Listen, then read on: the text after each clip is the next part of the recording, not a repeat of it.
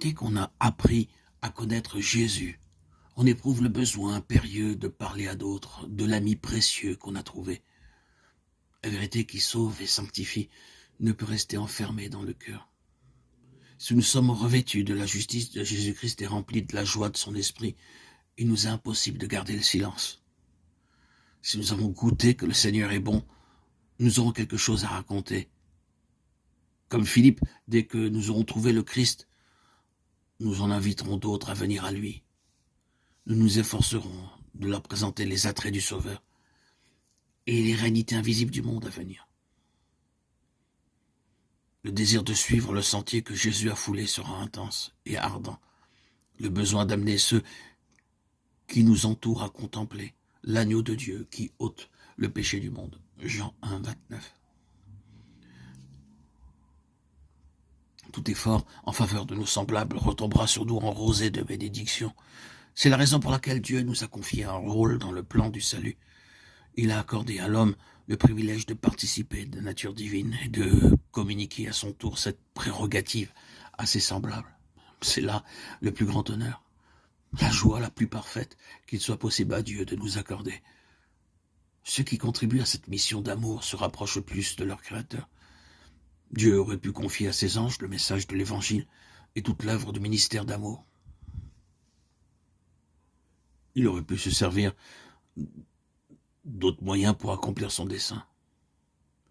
Mais dans son amour infini, il a bien voulu faire de nous ses collaborateurs et ceux de Jésus-Christ et des anges, afin que nous puissions avoir part aux bénédictions, à la joie et au progrès spirituel qui découlent de ce ministère désintéressé. C'est en communion à ses souffrances qu'il nous est donné de comprendre Jésus. Tout acte de renoncement en vue de faire du bien à autrui fortifie en nous l'esprit de bienfaisance et nous rapproche davantage du Rédempteur du monde, qui, pour nous, s'est fait pauvre, de riche qu'il était, afin que par sa pauvreté nous fussions enrichis. 2 Corinthiens 8, 9. Et ce n'est que dans la mesure où nous répondons au but de Dieu, en nous créant que la vie devient pour nous un bienfait.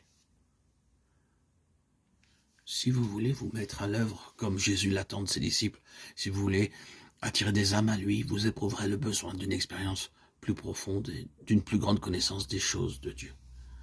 Vous aurez faim et soif de la justice.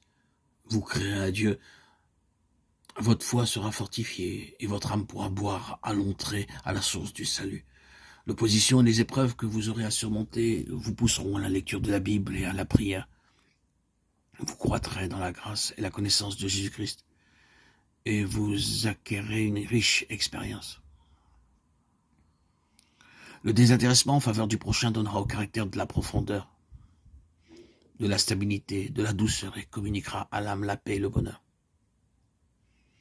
Les aspirations seront élevées. Il ne restera plus de place pour l'oisiveté et l'égoïsme. Ceux qui pratiquent ainsi les grâces chrétiennes croîtront et deviendront forts pour Dieu. Ils auront une claire vision spirituelle, une foi ferme et grandissante, et une puissance nouvelle dans la prière. Par son attouchement divin, l'Esprit de Dieu fera jaillir de leur âme de saintes mélodies.